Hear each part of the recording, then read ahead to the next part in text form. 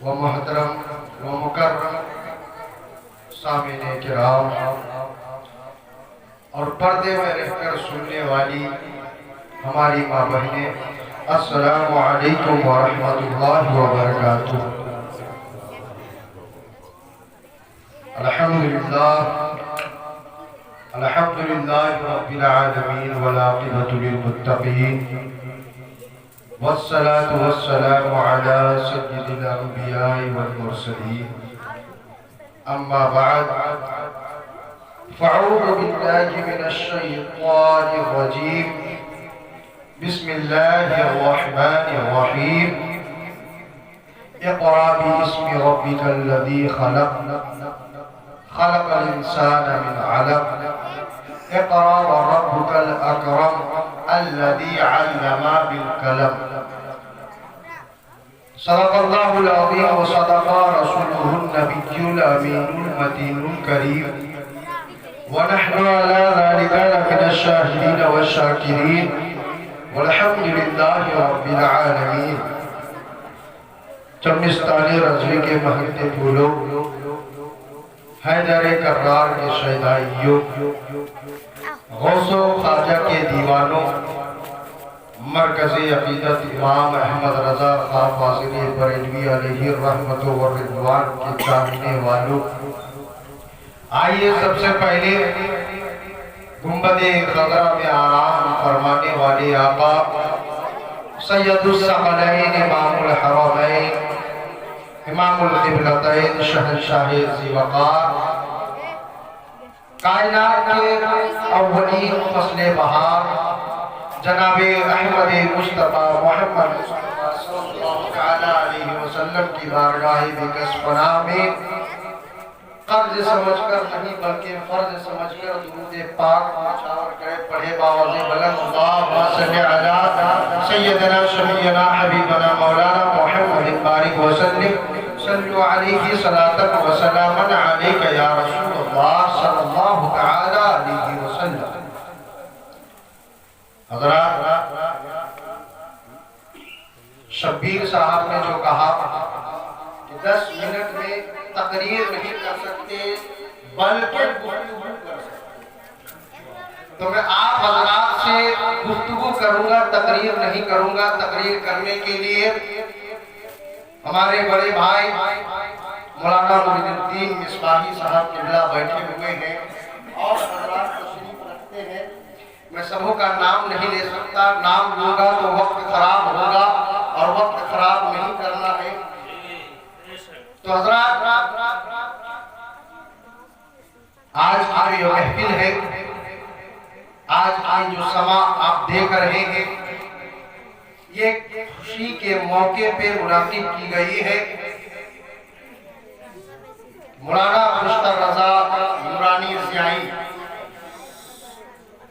جو علمیت کی دستار لے کر آپ لوگوں کے بیچ آئے ہیں، ان کو مبارکبادی پیش کرنے کے لیے ہم اور آپ آئے ہیں۔ اسی کے تعلق سے چند منٹ میں آپ سے گفتگو کروں گا۔ ایک مرتبہ اور درود پاک پڑھیں، اللہم صلی علی سیدنا شفیعنا حبیبنا مولانا محمد بارک وسلم صلو علیہ صلاۃ و سلاما علیک یا رسول اللہ صلی اللہ تعالی علیہ وسلم۔ اے شامع امم شہید ذی جاہ لے خبر، اے شامع امم شہید ذی جاہ لے خبر، للہ لے خبر میری، للہ لے خبر۔ دریا کا جوش، دریا کا جوش، ناؤ نہ بیڑا نہ ناودہ، میں ڈوبا تو کہاں ہے میرے شاہ لے خبر۔ مجرم کو بارگاہ عدالت میں لائے ہیں، تکتا ہے بے کسی میں تیری راہ لے قبر۔ مانا کہ سخت مجرم و ناکارہ ہے رضا، مانا کہ سخت مجرم و ناکارہ ہے رضا، تیرا ہی تو بندہ یہ درگاہ ہے لے خبر۔ علم ایک ایسی دولت، علم ایک ایسا سرمایہ ہے اور علم ایک ایسی شے ہے جس کی خوبیوں اور فضیلتوں کو بیان کرنے کی حاجت نہیں. پوری دنیا جانتی ہے کہ علم کی پناہ کتنی ضروری ہے، علم کا حاصل کرنا کتنا ضروری ہے، کیونکہ یہی وہ علم ہے جو انسان کو شعور انسانیت عطا کرتا ہے. یہی وہ علم ہے جو انسان کو مکرم بناتا ہے.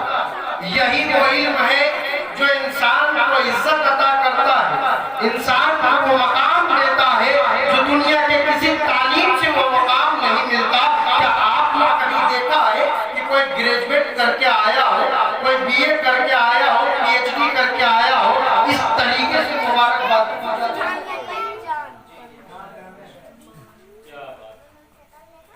لیکن جب کوئی بچہ عالم دین بن کر آتا ہے، جب اسے انبیاء کا وارث بن جاتا ہے وہ، اور جب وہ ہمارے درمیان آتا ہے تو اس طریقے سے تعظیم ہوتی ہے، اس طریقے سے عزت ہوتی ہے. تو حضرات یہی وہ علم ہے جس علم کے ذریعے سے حضرت سلیمان علیہ السلام بادشاہ بنے. یہی وہ علم ہے جس کے ذریعے سے حضرت یوسف علیہ السلام کو مصر کی جیل سے نکال کر مصر کی تخت پر بیٹھایا گیا. اور یہی وہ علم ہے جو انسان اور جانوروں کے درمیان فرق بتاتا ہے، انسان اور جانوروں کے درمیان امتیاز کرتا ہے. بے علم انسان، جاہل انسان جانوروں سے بدتر زندگی گزارتا ہے. اور میری مراد اس علم سے وہ علم ہے جو قرآن و حدیث میں ذکر ہے، جس کی باتیں قرآن و حدیث میں آئی ہے. کیونکہ دنیاوی تعلیم یا ایسی تعلیم جس کے ذریعے سے دنیا کا حصول مقصد ہو، دنیا کی رنگینیاں مقصود ہو، ایسے علم کے تعلق سے قرآن میں مصنف آئی ہے. حضرات میں علم کی عظمت بیان کروں کہ حضرت آدم علیہ السلام کو جب پیدا کروایا گیا اور فرشتوں سے کہا گیا کہ حضرت آدم علیہ السلام کو سجدہ کرو، تو حضرت آدم علیہ السلام کے سامنے فرشتے جھکتے نظر آ رہے ہیں. حالانکہ اس وقت حضرت آدم علیہ السلام کے پاس نہ تو ایک وقت کا سجدہ تھا، نہ تو ایک وقت کا رکوع تھا، نہ حضرت آدم علیہ السلام نے رب تبارک و تعالیٰ کی کوئی تسبیح بیان کی تھی، نہ حضرت آدم علیہ السلام نے باضابطہ طور پر کوئی عبادت کی تھی.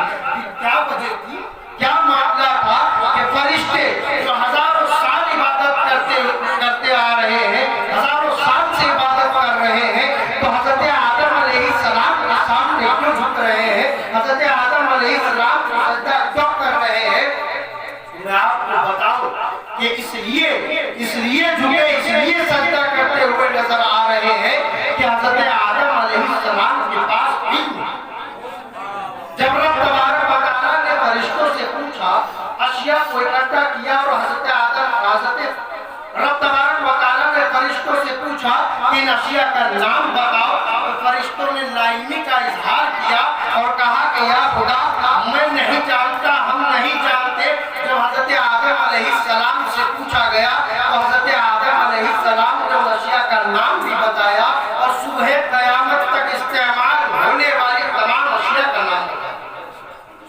اور پہلے ہی سے بتایا جا رہا ہے، شروع سے بتایا جا رہا ہے کہ اگر اپنے پہلے آنے والوں پر، جو تم سے پہلے پیدا ہوئے، جو تم سے پہلے دنیا میں آئے، اگر ان پہ اقتدار چاہتے ہو، اگر ان پہ بلندی چاہتے ہو، تو علم حاصل کرو.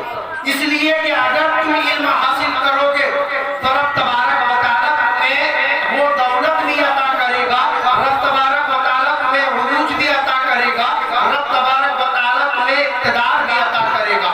لیکن حضرات ایک آخری بات میں آپ کے سامنے رکھوں کہ ہم اور آپ آج یہاں تشریف رکھتے ہیں مبارکبادی دینے کے لیے، لیکن ہمارے معاشرے میں، ہماری قوم میں کہ رب تبارک و تعالیٰ نے ہمیں جس چیز کے لیے پیدا فرمایا کہ وَمَا خَلَقْتُ الْجِنَّ وَالْإِنسَ إِلَّا لِيَعْبُدُونِ، کہ میں نے تمہیں صرف اور صرف اپنی عبادت کے لیے پیدا کیا ہے.